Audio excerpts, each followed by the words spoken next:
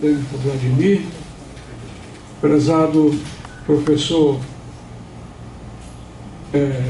professores aqui, componentes da colenda da mesa, minhas senhoras e meus senhores, estimados familiares do Dr. Edídio, eu fui designado para distrair-vos durante uma meia hora, fazendo uma brevíssima e superficial resenha do que foi a trajetória das bibliotecas no correr do tempo. A palavra biblioteca é de raiz grega. Biblios seria o papiro, o talo da planta nativa do Egito, apropriada para a confecção dos livros. E teca, receptáculo, depósito, o lugar onde os livros deveriam ser guardados. Nas línguas indo-europeias, criou-se uma grande ambiguidade. A palavra biblioteca passando a designar o lugar onde se guardam os livros, as prateleiras dos livros, ou a própria coleção dos livros, né? Disse a biblioteca do professor fulano. E, mais além disso, a biblioteca agora passa a designar a própria edificação aonde a coleção é guardada, consultada, etc.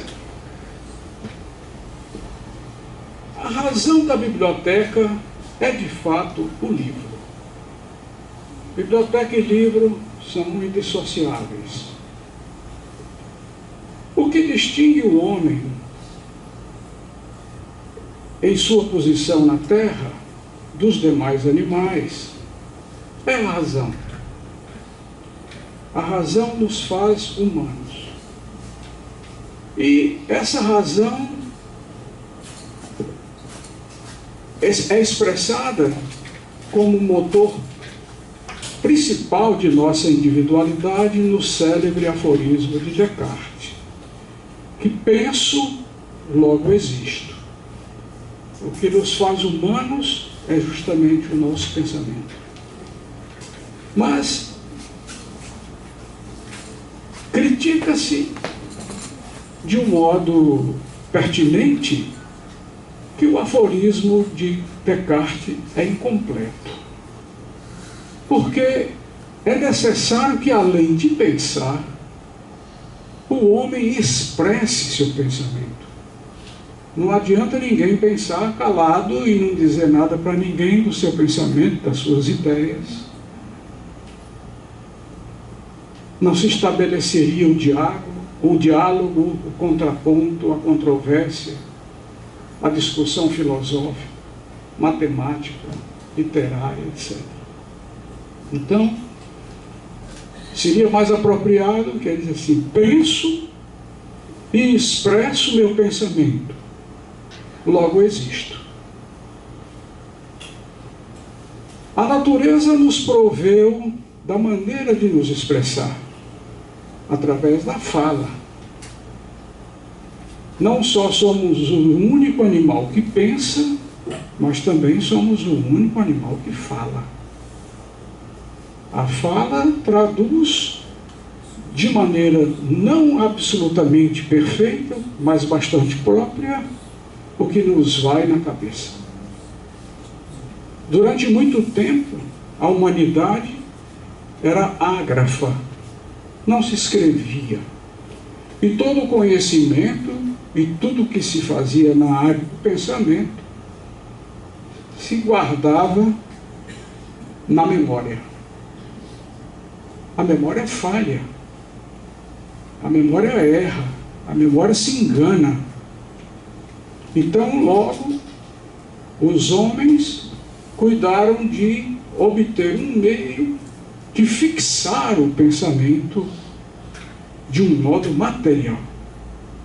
E essa materialidade do pensamento é justamente a escrita. Então, o homem pensa, expressa seu pensamento e fixa seu pensamento em um suporte material que permite que aquele pensamento seja repetido, recoletado, discutido, derrubado, combatido, enfim.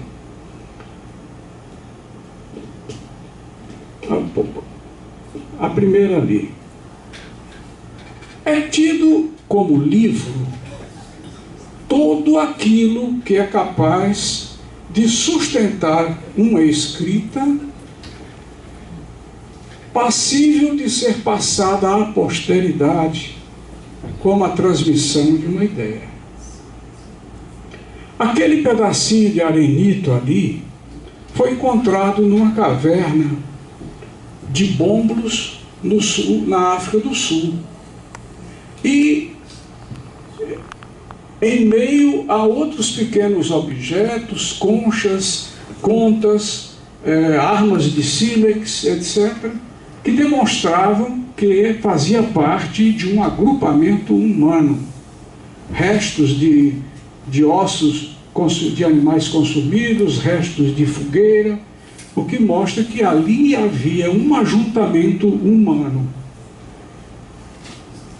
Especialistas se debruçaram sobre essa imagem e chegaram à conclusão de que ela não é uma imagem de puro ornamento. Ela não foi feita para fazer um pequeno bordado esculpido numa pedra. Ela, de fato, transmite uma ideia abstrata. A surpresa dos especialistas é que esse livro, porque ele suporta a fixação de uma ideia transmissível para a posteridade, data de 77 mil anos.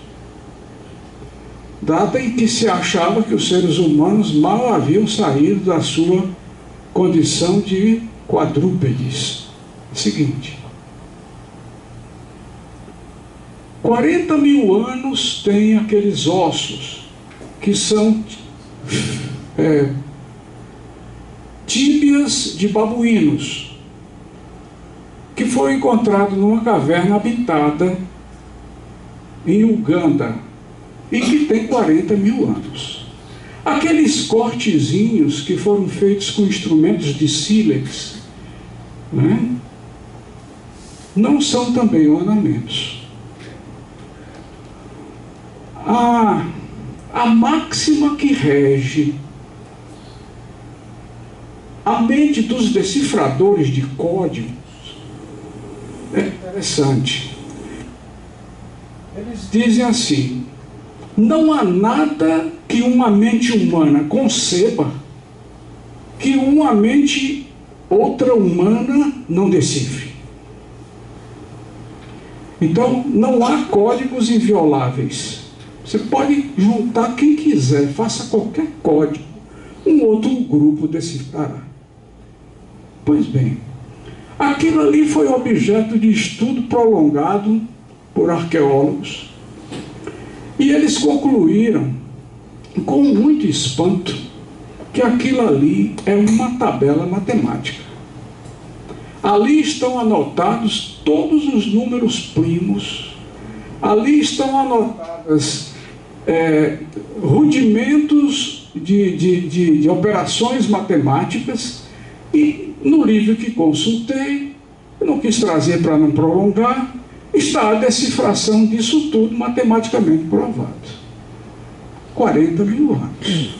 Então pode ser perfeitamente considerado livros. Né? Adiante. Na Mesopotâmia, terra dos rios, da lama, da argila, a matéria-prima mais à mão, mais fácil de ser manipulada, era o barro. E o barro foi transformado em livro, mediante aqueles caracteres estranhos, já perfeitamente decifrados e lidos. É curioso notar que a grande biblioteca de Assurbanipal, Babilônia, Ao contrário do que esperavam, não continha grande obra literária, poética, etc. Era contabilidade comercial. O homem foi forçado a ir para a escrita, para o livro, movido talvez mais pelo comércio do que pela intelectualidade. Seguinte, é difícil conceber como é que se poderia coletar, catalogar, armazenar e proteger bibliotecas escritas em chinês, que é uma língua de escrita vertical, que usou como suporte tirinhas de bambu. Seguinte, e os chineses antigos tinham suas escritas nos cascos das tartarugas. Como é que se armazenava isso? Como se coletava? Como se catalogava?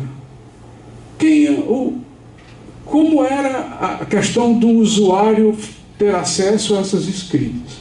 Não se sabe. É coisa que se perdeu nos tempos e nós não sabemos como esses primitivos livros eram coletados. Seguinte, a história dá um grande passo no Egito, quando aquela plantinha bela ali, que brota espontaneamente nas margens do Nilo, em grande abundância, foi usada como bem fatiada e constituída folha para o suporte da escrita. Então, seguinte, formaram-se folhas capazes de receber tinta e capazes de serem enroladas. Muito bem. Elas só toleravam que a escrita fosse de um dos lados. A finura do papiro não consentia que se eu escrevesse em ambas as faces, porque ficava a sombra de uma escrita sobre a outra. Esse material serviu para a escrita humana por milênios. E até nos albores da Idade Média, os documentos oficiais ainda eram escritos em papiros. Depois de escritos, eles eram envernizados com óleo de cedro, para que os insetos fossem repelidos pelo cheiro, pelas substâncias repulsivas contidas no óleo de cedro. Um progresso foi colocar pequenas aspas nas extremidades para facilitar o enrolamento e o desenrolamento durante o ato da escrita e da leitura. Sabe-se com toda certeza que a biblioteca adapta-se ao livro. Como é que seriam as estantes da biblioteca de Assurbanipal? Certamente robustas prateleiras de pedra, para aguentar o peso de livros feitos de barro, que devia pesar bastante. Seguinte, então a maneira de guardar os rolos era nessas estantes ou quadradas ou losangulares que, quando adotadas em Roma, receberam o nome de columbarium, porque parecia casa de pombo. Os rolos eram enfiados ali, rotulados, tinham a sua catalogação. Era um modo estranho de escrever, porque o rolo não dava conta de um livro só. Então, para escrever-se um livro, o livro constava de 16 rolos, 20 rolos. Uma coisa bastante inconveniente. Mas, enfim, essa é a maneira da Biblioteca de Alexandria. A biblioteca que se tornou paradigma de todas as bibliotecas do mundo. Não se fala de biblioteca sem que venha à mente a grande coleção inaugurada por Ptolomeu II, que pretendia coletar toda a ciência que houvesse no mundo e prover a cópia de qualquer livro que caísse às mãos dos sábios que ali estudavam e trabalhavam. Fala-se que chegou a conter 700 mil rolos, tirando que uma média de 10 rolos por livro, ainda assim era um acervo formidável. A Biblioteca de Alexandria teve o fim trágico que infelizmente acomete muitas bibliotecas. Ela foi consumida pelo fogo. E sabe-se que, com certeza, que coleções inéditas de culturas hoje absolutamente extintas ali estavam. Livros da Caldeia, livros da Assíria, que se perderam para sempre. Seguinte, não se tem ideia de como eram as bibliotecas na antiguidade, mas a providência proveu as ruínas de uma única biblioteca. Sobrou no que hoje é a Turquia e que antigamente era a Grécia, o frontispício da biblioteca de Éfeso. Então, aí se revela, pelo cuidado arquitetônico, pela imponência, pela beleza do projeto, que o livro era valorizado, a leitura era apreciada e a cultura muito, como é que se diz, valorizada. Seguinte, como o livro se adapta, a biblioteca se adapta ao livro, nós vemos aí uma biblioteca antiquíssima de antes de Cristo, tibetana. Como lá a escrita era em pequenas folhas soltas, essas folhas soltas eram guardadas em caixinhas, e essas caixinhas guardadas em estantes. Quer dizer, a biblioteca adapta-se ao modo do livro. Seguinte, uma foto muito curiosa. A Coreia, antes de Gutenberg, desenvolveu os tipos móveis. Mas a complexidade da sua escrita inviabilizou o seu uso. De tal maneira que os coreanos deram preferência à biblioteca xilografada. Uma tábua de madeira macia era esculpida em todas as letras e cada tábua dessa correspondia a 2 folhas de livro. Então, essa biblioteca antiquíssima, hoje ainda preservada na Coreia, contém 40 mil tábuas, que significa 80 mil folhas, de lições budistas. Então, a adaptação da biblioteca ao livro, vocês vejam a robustez, a enormidade das estruturas de madeira para poder aguentar com o tamanho e peso dos livros aí contidos. Seguinte, em Roma, no final do ciclo romano de 1000 anos, e no começo da era cristã, nos 3 primeiros séculos, criou-se uma coisa interessante, destinada a estudantes e a comerciantes. Eram 2 tábuas, ou mais de 2, com um rebaixo, que era preenchido por cera. Ali se escrevia pequenas anotações. Há livros desse tipo recuperados, mostrando a letra do professor e a letra do aluno embaixo, copiando aquela lição 2 vezes, 3 vezes. ou então anotações comerciais.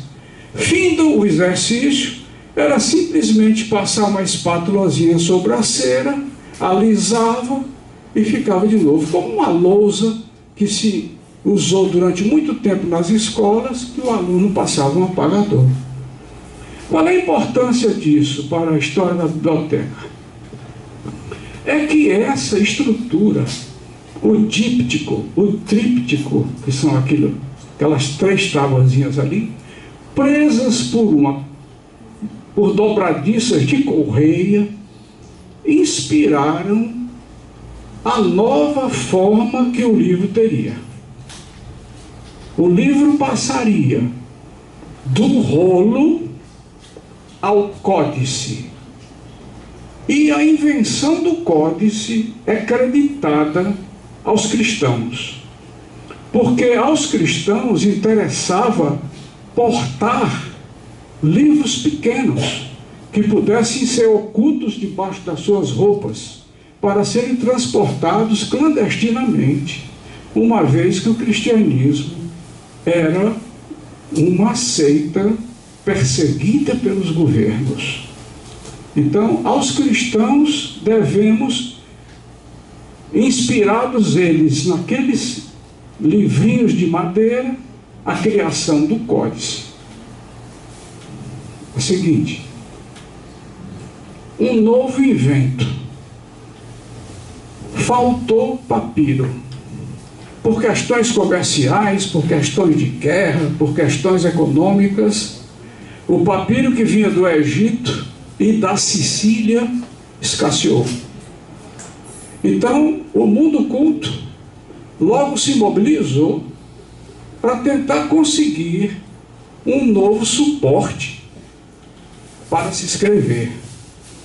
E sobrou para os carneirinhos. Verificou-se que a pele tenra de carneiros muito jovens ou de carneiros natimortos, quando bem esticadas para quebrar a conjunção de suas fibras, que tornassem-nas estáveis, planas, e quando polidas com pedras de pomes, elas se prestavam muito bem como suporte para a escrita. Essa descoberta espetacular se deu em Pérgamo, também na Grécia turca. Então foi criado o pergaminho, ou membrana pergamena, para uma nova forma de suporte, com um acréscimo vantajoso. O pergaminho permite que se escreva dos dois lados, com grande economia. Mas como a escrita era manuscrita, a tinta grossa, a pena também grosseira, as letras fatalmente eram grandes.